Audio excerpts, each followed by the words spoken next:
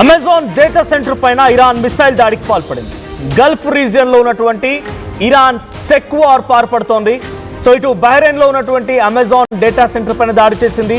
Amazon web services cloud computing data centre పైన ఈ missile వర్షం కురిసింది.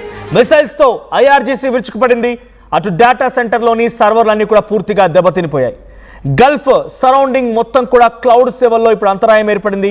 అమెరికా, ఇజ్రాయెల్ నిఘా సైనిక కార్యకలాపాలకు కూడా ఈ డేటా సెంటర్లు సహకరిస్తున్నాయనేటువంటి కారణంతోనే ఐఆర్జీసీ దాడులకు పాల్పడింది. Amazon, Microsoft, Google, Apple, meta ఇటువంటి అన్ని సెంటర్లు కూడా 18 అమెరికన్ సాఫ్ట్వేర్ దిగ్గజాలను కూడా టెర్రరిస్ట్ సంస్థలుగా ఇరాన్ ప్రకటించింది. గల్ఫ్లోని అమెరికా టెక్ కంపెనీలపైన కూడా దాడులు చేస్తామని ఇరాన్ ప్రకటించింది. AWS అమెజాన్ వెబ్ సర్వీసెస్ సంబంధించినటువంటి డేటా సెంటర్ల పైన వరుసగా దాడులు జరగడంతో ఇటు అమెజాన్ నిర్వహించేటువంటి క్లౌడింగ్ కానివ్వండి, టెక్నికల్ బ్యాంకింగ్ సర్వీస్ అన్ని కూడా ఇప్పుడు నిలిచిపోయాయి. ఒక రకంగా ఇరాన్ ఏం చెప్తుందంటే Microsoft, Google, Apple and Amazon వీటన్నిటినీ కూడా ఇరాన్ ఏం భావిస్తుందట అంటే ఉగ్రవాద సంస్థలు, టెర్రర్ సంస్థలుగా భావిస్తోందట. బికాస్ వీటి ద్వారానే మా రాడార్ సిస్టమ్ని కనుగొనడం, మాకు సంబంధించిన ఇన్ఫర్మేషన్ని పాస్ ఆన్ చేయడం, గల్ఫ్ కంట్రీస్లో జరిగేటువంటి మేము చేయబోయేటువంటి యాక్టివిటీస్ని వాళ్ళు తెలుసుకోవడం జరుగుతోంది. సో ఈ నాలుగింటితో టెక్నాలజీని ఉపయోగించి అమెరికా మాపై దాడి చేస్తోంది కాబట్టి ఆ టెక్నాలజీనే ధ్వంసం చేస్తామన్న చందంగా అమెజాన్ వెబ్ సర్వీసెస్ పైన ఇప్పుడు డైరెక్ట్గా అటాక్ చేసింది ఇరాన్. సో దీంట్లో బహ్రెయిన్ పై అటాక్ జరిగింది, యుఏఈలో అటాక్ జరిగింది. సుమారుగా యుఏఈలో 2 అమెజాన్ వెబ్ సర్వీసెస్ సెంటర్లు, డేటా సెంటర్లు, అటు బహ్రెయిన్లో 1, మొత్తంగా 3 ధ్వంసమైపోయాయి. ఈ మూడింటి కారణంగా అమెజాన్ కంపెనీ సుమారుగా 30,000 కోట్ల రూపాయల నష్టం వాటిల్లింది. ఇది ఒకటే కాదు, ఇది ఫిజికల్ డ్యామేజ్ మాత్రమే. ఇంకా దీనికి తదనంగా లింక్డ్లో జరిగేటువంటి సర్వీసెస్ ఆగిపోవడము, అప్లికేషన్స్ ప్రాసెస్ అవ్వకపోవడము, బ్యాంకింగ్ సర్వీసెస్ నిలిచిపోవడము, ఇలా చాలా తీవ్రమైన స్థాయిలోనే అమెజాన్ నష్టపోయే అవకాశం ఉంది. సో ఇప్పుడు డిజిటల్ వార్ఫేర్కి తెరలేపింది ఇరాన్. ఇప్పటి వరకు దాడి చేసింది ఫిజికల్గా దుబాయ్లోని ఎయిర్ బేసెస్ పైన, అమెరికా స్థావరాల పైన, బహ్రెయిన్ ఆయిల్ కార్పొరేషన్స్ పైన, కువైట్ గ్యాస్ ఫీల్డ్స్ పైన, ఖతార్లో ఉన్నటువంటి గ్యాస్ ఫీల్డ్స్ పైన దాడి చేసింది ఇరాన్. కానీ ఇప్పుడు ఇంకొక కొత్త ఎజెండాకు తెరలేపింది డిజిటల్ వార్ఫేర్. అక్కడ వారు ఇన్ఫర్మేషన్ పాస్ చేసుకోవడానికైనా, క్లౌడ్కైనా, వాళ్ళ టెక్నాలజీ రన్నింగ్కైనా ప్రతిదానికి ఈ 4 సెక్టార్లే Amazon, Google, Apple, Meta. So వీటన్నిటిని కూడా క్లోజ్ చేస్తే బాగుంటుందనే ఒక ఆలోచనతో వీటిపైన వరుసగా దాడులు చేయడానికి సిద్ధమైంది ఇరాన్. సో నిన్న ఆల్రెడీ పలు సెంటర్లపైన దాడి చేసింది. దుబాయ్లో ఉన్నటువంటి అమెజాన్ అండ్ మైక్రోసాఫ్ట్ సెంటర్పై దాడి చేసింది. ఇప్పుడు మళ్ళీ మరొక AWS అంటే అమెజాన్ వెబ్ సర్వీసెస్ పైన ఒక డేటా సెంటర్పై అటాక్ చేయడంతో పాటుగా అటు బహ్రెయిన్లో ఉన్నటువంటి ఇంకో సెంటర్పై అటాక్ చేసింది. Iranian forces targeting facilities linked to Amazon cloud network in the United Arab Emirates and Bahrain, disrupting services used by banks, government agencies and major companies across the region.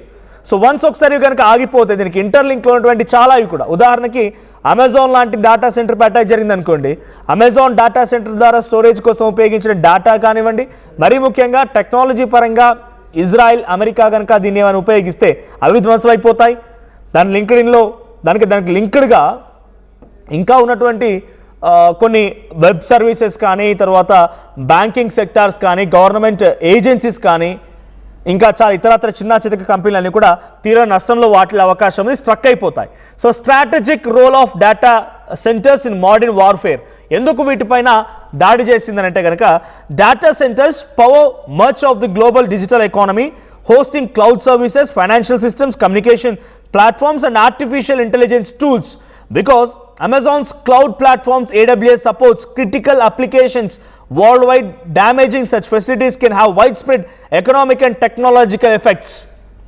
Straight of హార్మూజ్ని ఆపితే ఎంత విధ్వంసకర పరిస్థితి నెలకొందో, Amazon లాంటి కంపెనీల పైన Microsoft, Google and Meta, Apple ఇలాంటి కంపెనీల పైన దాడి చేయడంతో కూడా ఎకనామికల్గా ప్రపంచవ్యాప్తంగా క్రైసిస్ ఏర్పడే అవకాశం ఉంది. బికాజ్ అవన్నీ క్లౌడ్ సర్వీసెస్ని ఆపరేట్ చేస్తూ ఉన్నాయి, బ్యాంకింగ్ సెక్టార్స్ని ఆపరేట్ చేస్తూ ఉన్నాయి, ఆర్టిఫిషియల్ ఇంటెలిజెన్స్ టూల్స్ని యాక్టివేట్ చేస్తూ ఉన్నాయి.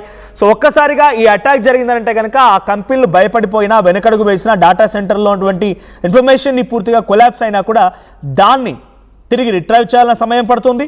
అప్పటికప్పుడు ఎకనామికల్గా కూడా పూర్తిగా ప్రపంచ దేశాలన్నింటిలో కూడా ఈ ప్రభావం చూపించే అవకాశం ఉంది. కాబట్టి దాని ద్వారా అమెరికా పైన ఒత్తిడి తీసుకొచ్చే అవకాశం ఉంది. సో ఇరాన్ ఆ రకమైన కొత్త ఎజెండాకి తెరలేపింది, అందుకే మోడర్న్ వార్ఫేర్కి తెరలేపింది. సో ఇప్పుడు allegations of military use of cloud infrastructure. So cloud infrastructure ఉపయోగించి మిలిటరీ ఎటువంటి ఆపరేషన్ చేపడుతోంది. సో అటు hyper scale cloud platforms like AWS are supporting AI based intelligence analysis చేయడానికి ఈ అమెజాన్ ఉపయోగపడుతోంది. వార్ సిమ్యులేషన్స్కి, లాజిస్టిక్స్కి ప్రతిదానికి కూడా దీన్ని ఉపయోగిస్తున్నారు. సో ఇది ఒక రకంగా retaliation on US and allied influences. అంటే యుఎస్కి వ్యతిరేకంగా ఈ చర్య, at the same time NATO, European and ఇజ్రాయెల్కి వ్యతిరేకంగా కూడా ఈ చర్యలో పాల్గొన్నట్టుగా ఇరాన్ క్లెయిమ్ చేస్తోంది. బికాస్ టెక్నాలజీని దెబ్బ కొడితే అవి ఏ టెక్నాలజీని అయితే ఉపయోగించి ఇరాన్పై దాడి చేస్తున్నా టెక్నాలజీని మొత్తం ధ్వంసం చేస్తామన్నట్టుగా ఇరాన్ ఇప్పుడు చెప్తోంది. అంతేందుకు అలీ ఖమేనీ అంతమొందించడానికి, సుప్రీం లీడర్ అలీ ఖమేనీ అంతమొందించడానికి ఇరాన్లో ఉన్నటువంటి పలు ట్రాఫిక్ సిగ్నల్స్ దగ్గర కెమెరాస్ని హ్యాక్ చేసి ఆ డేటాను మొత్తం తీసుకొని ఆయన ఎక్కడ ఉంటున్నాడు, ఏం చేస్తున్నాడు, ఏం తింటున్నాడు, ప్రతిదీ మినిట్ టు మినిట్ ఆయన్ని క్యాప్చర్ చేసి తదనుగుణంగా ఆయనకు సంబంధించినటువంటి ఇన్ఫర్మేషన్ ద్వారా ఆయన అంతమొందించగలిగింది. సో ఇప్పుడు ఆ టెక్నాలజీ లేకుండా చేస్తే ఇరాన్పై అటాక్ తగ్గిదనే ఒక ఆలోచనలో, దీంతో పాటుగా ఎకనామికల్గా ప్రపంచవ్యాప్తంగా ఇంపాక్ట్ చూపిస్తుంది కాబట్టి అమెరికా పైన మరింతగా ఒత్తిడి పెరగవచ్చు. సో ఈ రెండు ఉద్దేశాలతోనే ఇప్పుడు ఇరాన్ AWS సెంటర్పై అటాక్ చేసింది. రైట్, ఇది ముందుగానే అంచనా వేసి ఒక ట్వీట్ కూడా చేసింది ఇరాన్. ఆ ట్వీట్ అంటే చూద్దాం. Breaking, Iran has issued a warning to employees of American companies in the Middle East, leave the region to protect your lives. ఇక్కడ ఏం చెప్తుంది ఇరానియన్ మిలిటరీ మీడియా చెప్తోంది, ఏమని, మేము ముందుగానే ఆ కంపెనీల ఎంప్లాయీస్కి హెచ్చరించాం, మీరు వెంటనే ఆ ప్రాంతాలను వదిలేసి వెళ్ళిపోండి. The operation will begin on Wednesday at April 1st at 8 PM. నిన్న రాత్రి 8 గంటల నుంచి దాడి చేస్తామన్నట్టుగా ఒక స్టేట్మెంట్ ఇచ్చింది. Iran has stated that companies actively involved in terrorist designs will be subject to A retaliatory action in response to any act of terror. The list of companies is as follows. ఏ కంపెనీల పైన దాడి చేస్తాము అనేటువంటి మాటని కూడా ముందుగానే చెప్పుకొచ్చింది. ఆ మాటను చెప్పి మరి దాడి చేసింది ఇరాన్. సో ముందుగానే మాటను అంచనా వేసింది, ఏమని, మేము ఈ కంపెనీలపై దాడి చేస్తాం, మీరు అక్కడ పనిచేసే ఎంప్లాయీస్ ముందుగానే వెళ్ళిపోండి, April 1వ తేదీన 8 గంటలకి మేము అటాక్ చేయబోతున్నామని చెప్పి ఆ కంపెనీల పేరుని కూడా ప్రకటించింది ఇరాన్. దాంట్లో మెటా ఉంది, యాపిల్ ఉంది, HP, Microsoft, Google, Intel, Cisco, Boeing, Oracle, IBM, Dell, Palantir, Nvidia, JP Morgan, Tesla, GE, Spire Solutions, G42 ఈ కంపెనీలన్నింటిపైన కూడా అటాక్ చేస్తాం. యాజ్ ఆఫ్ నో ఇప్పుడు చెప్పిన ప్రకారంగా AWS పై అటాక్ జరిగింది. ఆ AWS అటాక్ సంబంధించిన విజువల్స్ కూడా మీరు చూస్తున్నారు. AWS Amazon web services data centre పైన జరిగిన ఈ దాడి చాలా భయంకరమైనది. సుమారుగా 30,000 కోట్ల రూపాయల నష్టం వాటిల్లింది ఇప్పటివరకు అమెజాన్ కంపెనీకి మాత్రం చెప్తున్నమాట. బహ్రెయిన్లో ఒకటి ధ్వంసం అయిపోయింది, UAEలో 2 ధ్వంసం అయిపోయాయి. దీంతో 30,000 కోట్ల రూపాయల నష్టం వాటిల్లింది అమెజాన్ కంపెనీకి. సో ఎగ్జాక్ట్గా ఈ దాడి ద్వారా ఎటువంటి ఇంపాక్ట్ చూపించబోతుంది అని అంటే, ఆ దాడి కారణంగా అటు ప్రపంచవ్యాప్తంగా పెద్ద మొత్తంలో applications, banking apps, Amazon banking app ఉదాహరణకి అమెజాన్ పే అది క్లోజ్ అయిపోబోతోంది. డెలివరీ యాప్స్ కొంత ఇబ్బంది పడబోతున్నాయి. ఎంటర్ప్రైజెస్ సిస్టమ్స్ కూడా కొంత కిల్ అవ్వబోతున్నాయి. సో ఇవన్నీ కూడా వరుసగా జరుగుతున్నాయి. షట్ డౌన్ దిశగా కూడా అక్కడ ఆ ప్రాంతాల గల్ఫ్ కంట్రీస్లో ఆ దిశగా ప్రయత్నం చేస్తూ ఉన్నారు. సో ఈ కంపెనీస్ పైన Iran is going to target US tech and defence companies starting from April 1st. Iran has warned all employees to evacuate. These companies' combined market cap hits nearly about $19 trillion. $19 trillion. So these are the companies. Cisco, ఇవన్నిటి company సంబంధించి ఇంత నష్టం వాటిల్లే అవకాశం ఉంది, మార్కెట్లో ఇంత percentage ఉంది. ఒక్కసారిగా ఈ డేటా సెంటర్పై ఇలా దాడి జరిగిందో లేదో వాటి షేర్స్ అమాంతంగా పడిపోయాయి. సో అమెజాన్ స్టాక్ షేర్స్ అన్నీ కూడా సుమారుగా 12% పడిపోయాయి.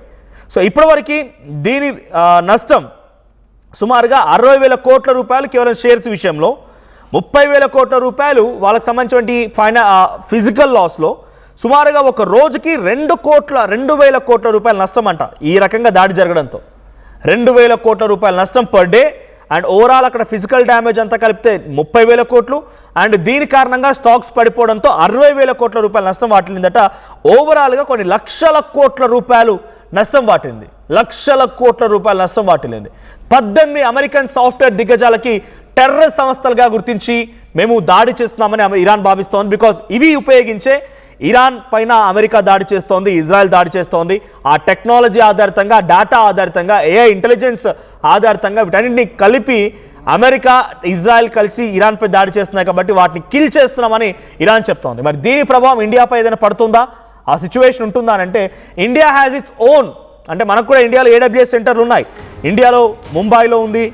సో మనకు కూడా ఇక్కడ AWS సెంటర్లు కూడా ఉన్నాయి కాబట్టి పెద్దగా ఎఫెక్ట్ పడకపోవచ్చు అనేటువంటి సిచ్యువేషన్ కనబడుతోంది. ఇండియాపై ఎటువంటి ప్రభావం లేదు as of now. So there is no direct impact on AWS centers in India. హైదరాబాద్లో ఉంది, ముంబైలో ఉంది. So it's a core Indian internet safe మొత్తం కూడా దాని దగ్గర ఉంది కాబట్టి ఎటువంటి ఇబ్బంది పడాల్సిన అవసరం లేదు. ఇండియాపై ఎటువంటి ఎఫెక్ట్ ఉండకపోవచ్చు, అమెజాన్ ఉద్యోగస్తులకు ఎటువంటి ప్రభావం ఉండకపోవచ్చు. కానీ అక్కడ మాత్రం చాలా తీవ్రమైన ప్రభావం చూపించింది. అక్కడ కొన్ని లక్షల కోట్ల రూపాయలు విలువైనటువంటి తమ డేటా సెంటర్ని ఫిజికల్గా డ్యామేజ్ చేయడం, ఫైనాన్షియల్గా డ్యామేజ్ చేయడం, స్టాక్స్ అన్ని కుప్పకూలిపోయే విధంగా చేసింది IRGC. దీనిపైన మరి ఈ అమెరికా ఎలా స్పందిస్తుంది చూడాలి. అమెరికా రియాక్షన్ ఏముండబోతోంది, ఇజ్రాయెల్ దీనికి ఎలా రిటిలియేట్ చేయబోతుందో చూడాలి మరి.